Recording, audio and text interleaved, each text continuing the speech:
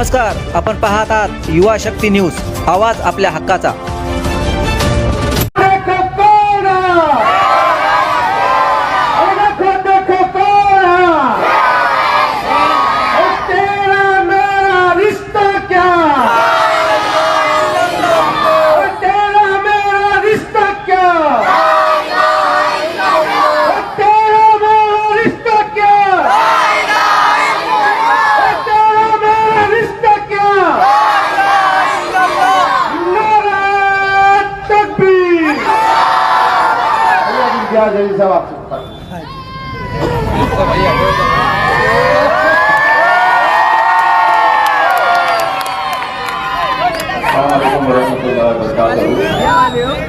इलाके के तमाम मौजूद शख्सियात जो स्टेज पर मौजूद है, जनाब मोइन खान साहब, जनाब अजीम भाई साहब, बाबर पेंटर साहब, अतीउल्ला भाई, समद भाई, बशीर भाई, सईद भाई, मुन्ना भाई, इदरीस भाई दूध वाले, अरशद भाई, एक्स कॉर्पोरेटर निसार भाई साहब, जमील भाई, इस इलाके के हमारे मजलिस इत्तेहाद मुस्लिमीन के जिम्मेदारान, यहाँ पर मौजूद नौजवानों और साथियों, एक दौर था कि जब मुसलमानों से लोग तो सीखा करते थे, हमारे अमाल हमें देखकर वो बहुत कुछ सीखते थे।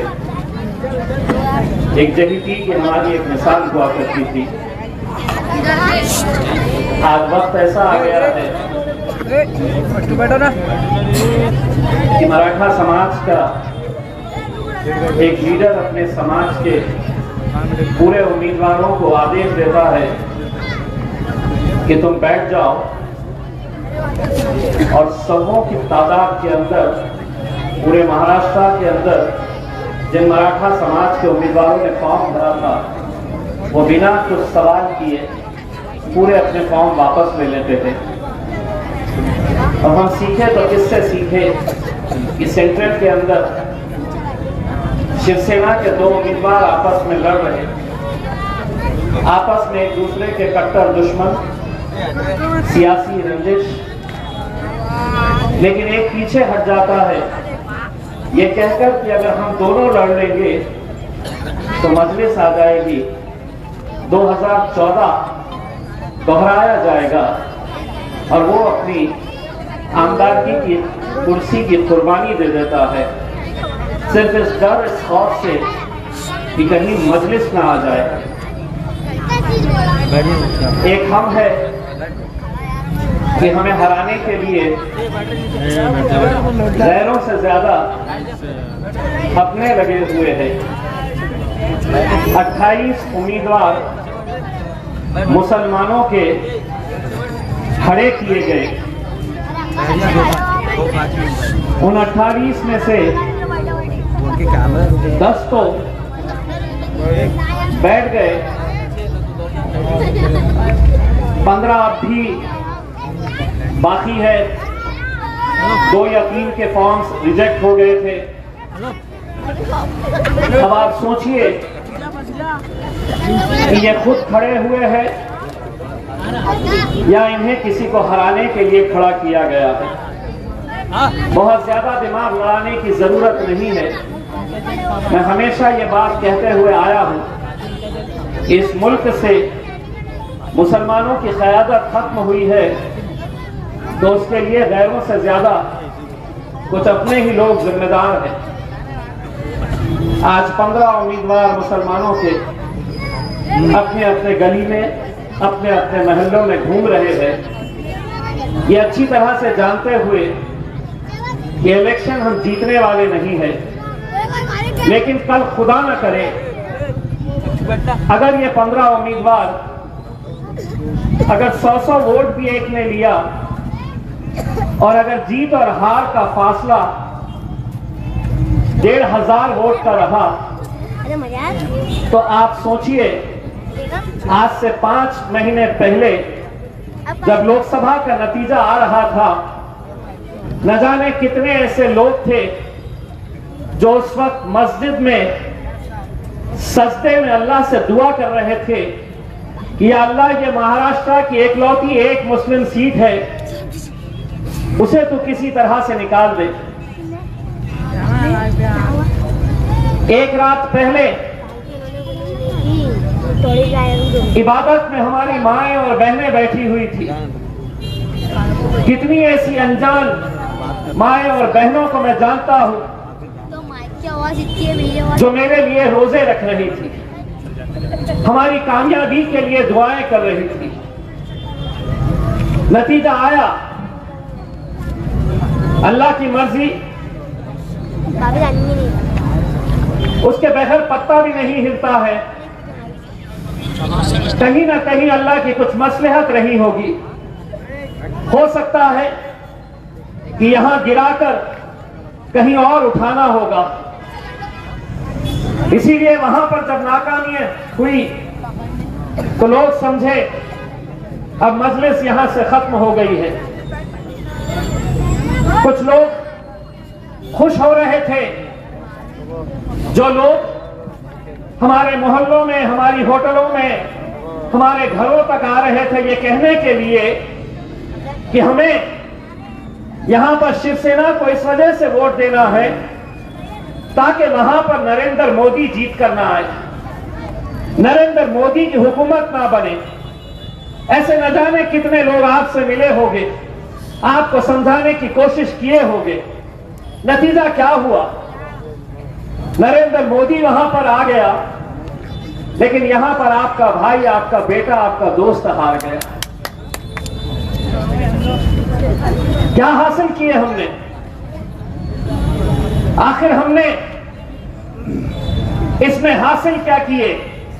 जिसकी हुकूमत बननी थी बन गई, लेकिन आज उस ऐवान के अंदर मेरे कायद बैरिस्टर असदुद्दीन अवैसी साहब जब अकेले बैठते हैं तो मैं उन्हें जितना अकेला महसूस करता हूं, असद साहब हर रोज उस कमी को महसूस करते हैं जो 5 साल हम दोनों ने इस कौम की आवाज को वहां पर बुलंद आवाज के अंदर, नरेंद्र मोदी हो, अमित शाह हो, हुकूमत हो, भारतीय जनता पार्टी की आंखों में आंखें डालकर सवाल करते रहे। कभी असद साहब करते रहे, कभी आपका ये बेटा इम्तियाज जलील नरेंद्र मोदी की आंखों में आंखें डालकर सवाल करता रहा। आज कहीं ना कहीं जब असद साहब ये कहते हैं कि मेरा बाजू इम्तियाज जलील मेरे साथ नहीं है, मुझे इसका बहुत अफसोस है। ये लोकसभा का इलेक्शन हुआ, मैंने असद साहब से कहा कि असद साहब, मैं वो खुशनसीब इंसान हूं जिसे मेरे शहर की आवाम ने 10 साल अपने कांधे पर बिठा कर रखा, अपने दिल में बसाया, मेरे लिए दुआएं करते थे। मैं अब आगे इलेक्शन नहीं लड़ना चाहता हूं। मैंने कहा असद भाई, बहुत लोग हैं, अच्छा काम करते हैं, उन्हें हम बढ़ाएंगे। मैं पूरे महाराष्ट्र का दौरा करके ज्यादा से ज्यादा सीटें चुनकर लेकर आऊंगा। लेकिन असद भाई सुनने के लिए तैयार नहीं थे। उन्होंने कहा कि इम्तियाज, किसी भी हालत के अंदर तुम्हें महाराष्ट्र की विधानसभा के अंदर जाना है। इसलिए जाना है कि वहां पर आज महाराष्ट्र में जो हालात है, भाजपा, एकनाथ शिंदे की शिवसेना, अजीत पवार की राष्ट्रवादी कांग्रेस, इससे बदतर क्या हालात हो सकते हैं मेरे भाइयों? इससे बदतर क्या हालात हो सकते हैं कि जिसको हम अपनी जिंदगी से ज्यादा, अपनी जान से भी ज्यादा अहमियत देते हैं, जो हमारे लिए सब कुछ है, हमारी पहचान, हमारी शिनाख्त, हमारा वजूद, जिसकी वजह से है, आज खुले तौर पर हमारे नबी करीम सल्लल्लाहु अलैहि वसल्लम के खिलाफ खुलेआम गुस्ताखी होती है और पूरा महाराष्ट्र खामोश,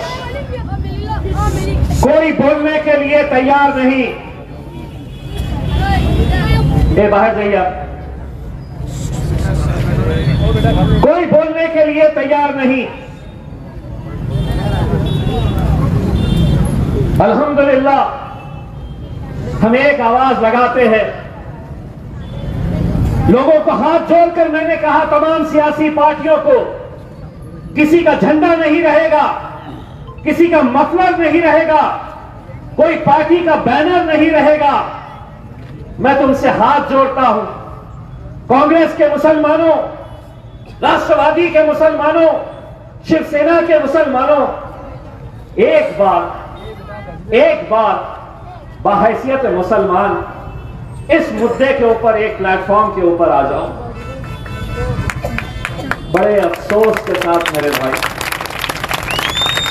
बड़े अफसोस के साथ,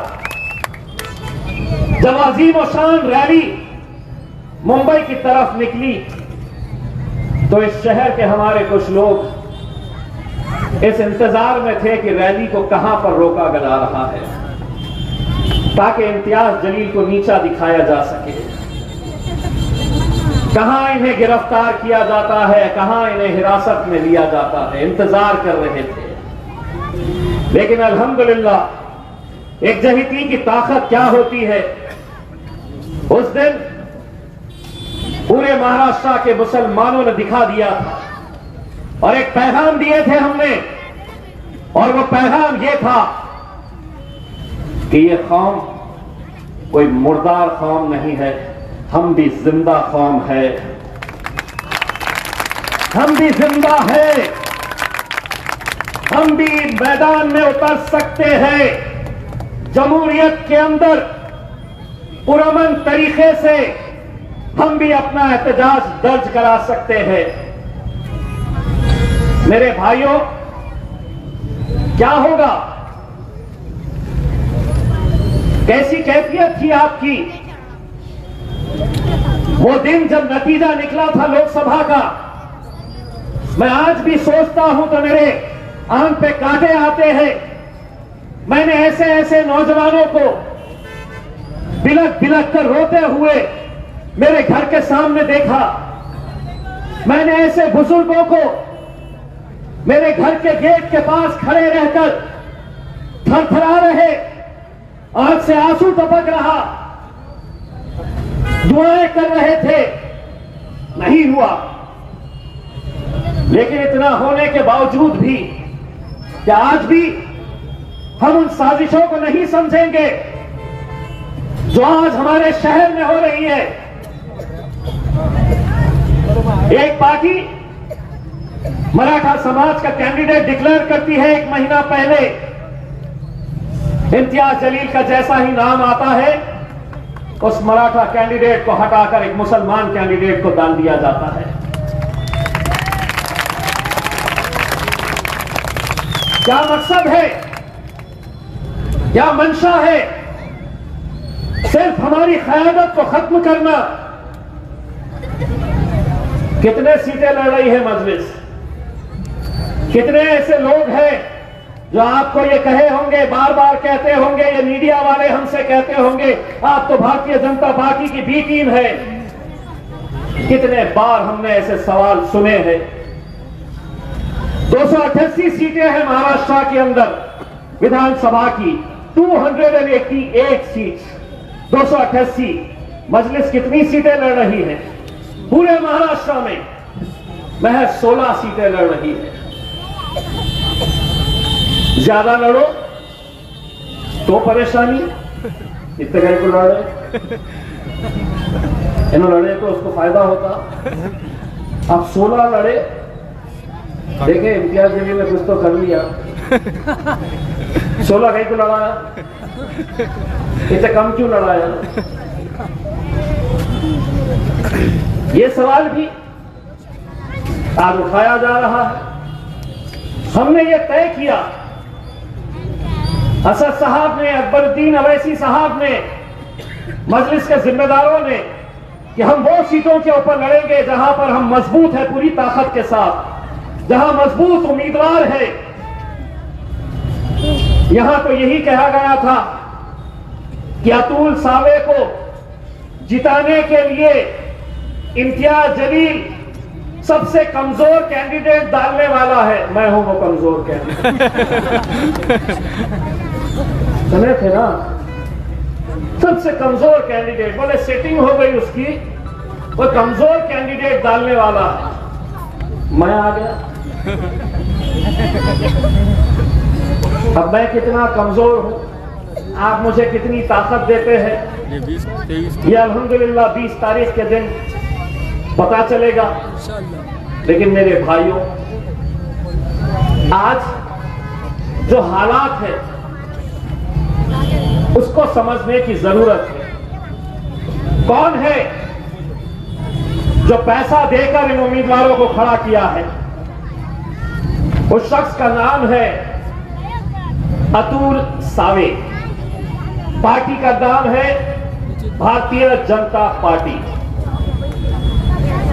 उसे समझ में आया कि मुसलमानों के अंदर कौन सी बड़ी बात है।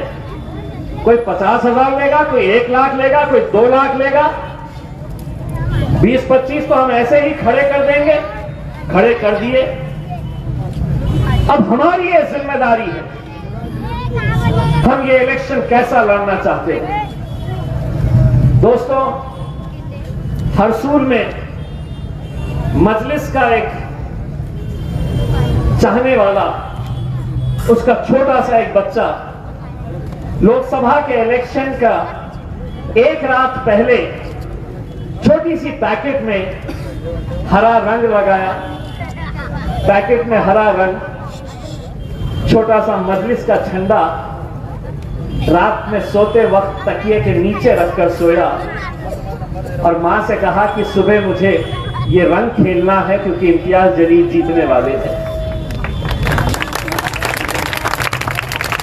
सोचिए उस बच्चे की कैफियत क्या थी जब उसको ये पता चला कि हम हार गए थे।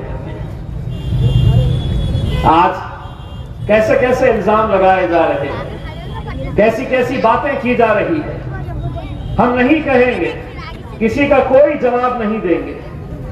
आपको जो कहना है आप कह लीजिए। इंशाअल्लाह मेरे शहर की आवाम 20 तारीख के दिन जवाब देगी और 23 तारीख के दिन जश्न मनाएगी।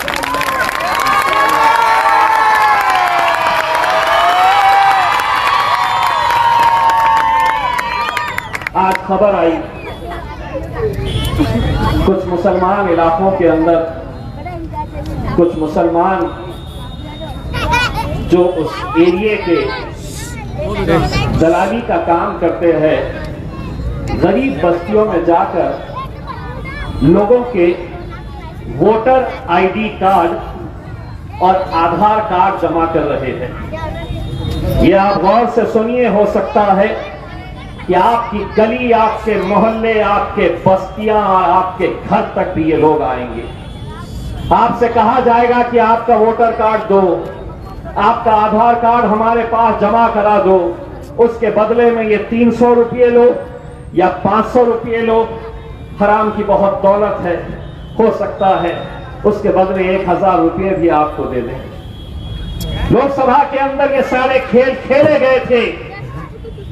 भारतीय जनता पार्टी, एकनाथ शिंदे के लोगों ने मुसलमानों की बस्तियों में जाकर इलेक्शन से पहले गरीब बस्तियों में वोटर आईडी कार्ड लिए, आधार कार्ड लिए, पैसा उन्हें दिए, रात में इंक लगा दिए, वोट हो गया आपका।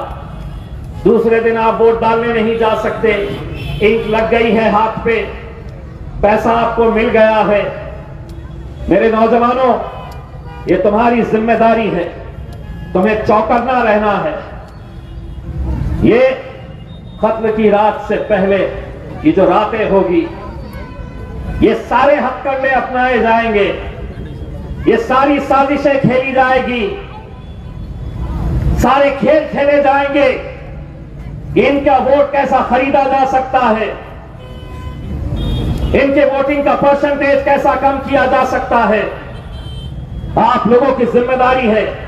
5 साल में एक ही बार वक्त आता है जहां पर हम अपनी जिम्मेदारी बखूबी अगर हम निभाते हैं तो हम अपनी आवाज ऐवानों तक पहुंचाने का काम कर सकते हैं। दोस्तों, बदले में हमें क्या मिलता है तो गाजापुर मिलता है, कोल्हापुर के पास, जहां मुसलमानों के घरों में घुस घुस कर मारा गया, उनकी जायदादें लूटी गई। एक घर में बच्ची की शादी थी, उसका जेवर लेकर चले गए। अभी की बात कर रहा हूं। विधान परिषद का जब 12 सीटें भरने का वक्त आया, एक भी लायक मुसलमान नजर नहीं आया कि जिसको विधान परिषद के अंदर हम भेज सकते थे।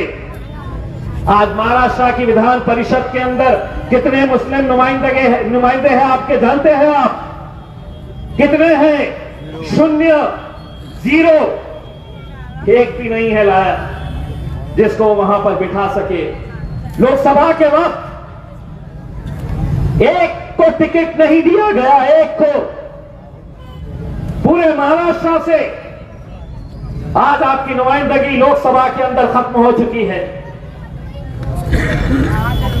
उसके बावजूद भी वो लोग यहां पर आएंगे, फिर से आपसे सवाल करेंगे, आपको बताएंगे, आपको वादे करेंगे, वोट मांगेंगे, महफिलें सजाएंगे ऐसी ही।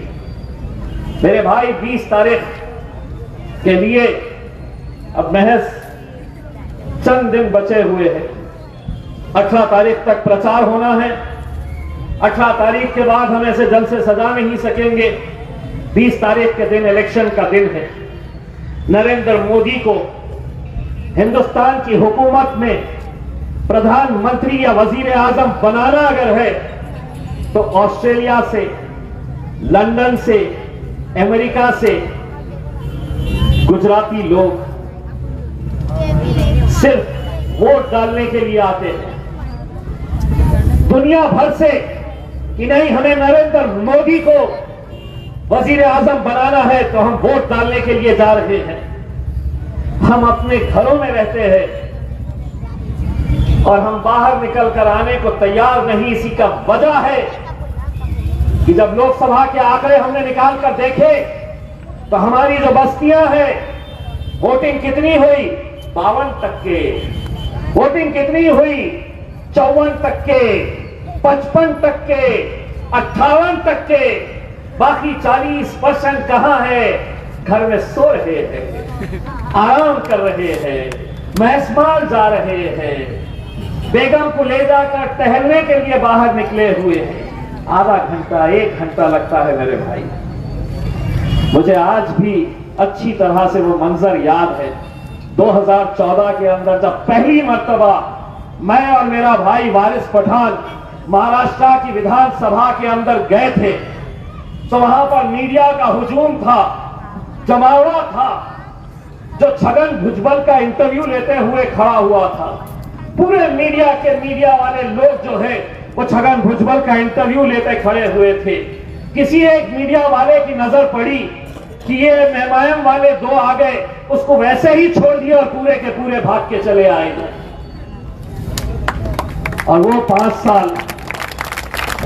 साल हमने कैसे महाराष्ट्र की विधानसभा के अंदर सरकार की नाक में दम करके रखे थे। फर्क ये नहीं पड़ता है कि कितने चुन के आते हैं। 2 थे, अल्हम्दुलिल्लाह काफी थे, लेकिन इस बार 16 में से अच्छे खासे हमारे एमएलए इंशाअल्लाह चुनकर आएंगे। और मैंने तो साफ कह दिया हूं कि जिस महाविकास आघाड़ी, कांग्रेस, राष्ट्रवादी, शिवसेना को मैं कह रहा था कि मैं मजलिस तुम्हारे साथ आने के लिए तैयार है क्योंकि हमें भाजपा नहीं चाहिए, उन्होंने कहा कि नहीं, मजलिस हमें नहीं चाहिए। इंशाअल्लाह वक्त बदलते देर नहीं लगती, तकदीर बदलते देर नहीं लगती। 23 तारीख के दिन जब नतीजे आएंगे तो इंशाअल्लाह हो सकता है कि उद्धव ठाकरे, शरद पवार, नाना पटोले, मेरे कायद बैरिस्टर असदुद्दीन अवैसी दारुस्सलाम की चौखट के ऊपर खड़े रहेंगे कि तुम्हारे आमदार हमें दे दो।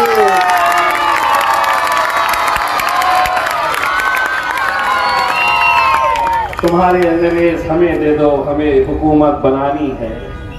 और अल्लाह ने चाहा कुछ भी हो सकता है मेरे भाई। अपन सिर्फ एमएलए नहीं बनने वाले थे। अल्लाह ने चाहा तो बात होगी, सौदेबाजी होगी, फुकट का कुछ नहीं। दे रहा सपोर्ट तेरे को, मेरे को कितने मंत्री पद दे रहा ये बोल करके मेरे भाई। अब ये इलेक्शन ये समझ लो एमएलए का नहीं, तुम्हारा बेटा, तुम्हारा भाई, तुम्हारा दोस्त